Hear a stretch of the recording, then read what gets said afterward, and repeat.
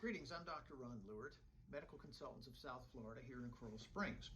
We see a significant number of traffic-related injuries, and as part of my ongoing safety recommendations to patients, we use the Insurance Institute for Highway Safety to illustrate. Let's take a look at a side impact collision and why it's so important to have your child properly restrained.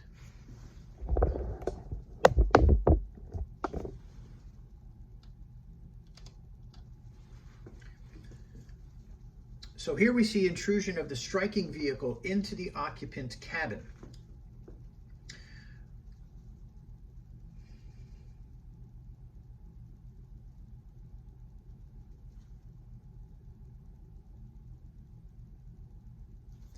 Notice the leg.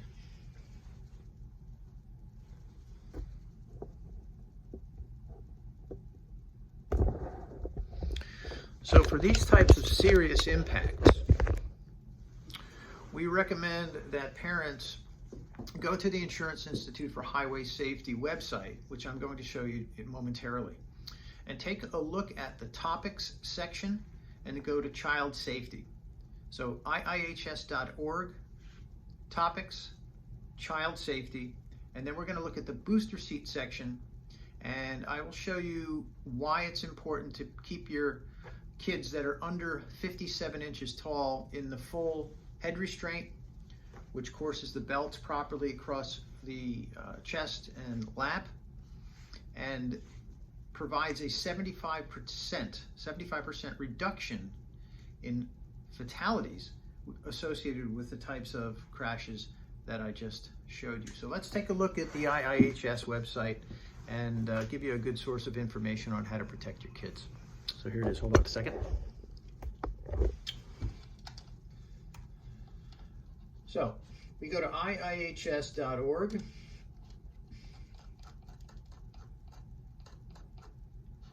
And you'll see that here. We'll go to topics, and then we go to child safety.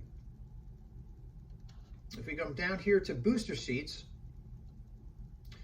now we can clearly see the proper as well as improper methods of restraining the child. So this is a good example of how the belt should fit across the pelvis and thighs as opposed to on the lower abdomen. This is improper. This is a proper placement of the seatbelt across the shoulder, sternum, and this is improper. We could sustain injuries to the chest, breast, lungs, or liver, or abdomen with this improper setup here.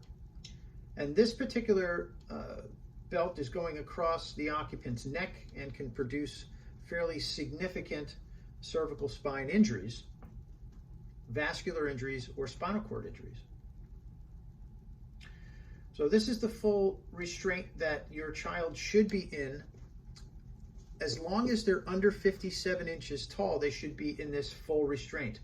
Many parents will take the kids out of this setup here and just leave them on the booster. However, it's important to have all of this equipment so that the seatbelt routes properly across your child. Now, with regards to very severe and significant injuries, I did a report for my patients, mostly on abdominal and cervical spine injuries relating to the seatbelts. It's called seatbelt sign, and there's very significant clinical outcomes if we see patients with seatbelt sign.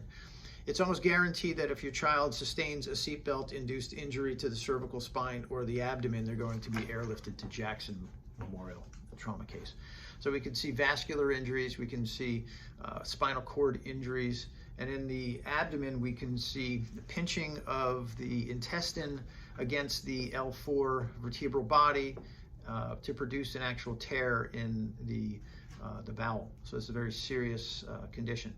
So please keep your kids in the proper restraint. They should be in the full restraint system here up until they're about 57 inches tall. It looks like that. And so additional information I can provide to you on the topics and child safety And then when we go to the booster seats here, what you can take a look at are a list of booster seats that the IIHS people rate as the best on the market. So you can shop for a booster seat for your child. Just remember to keep them in that chair until they're 57 inches tall. I know they may whine a little bit about it because they don't want to sit in a baby seat, but you want to keep them around. So let's get them buckled up and seated properly. And I hope this information was helpful. I'm Dr. Ron Lewert.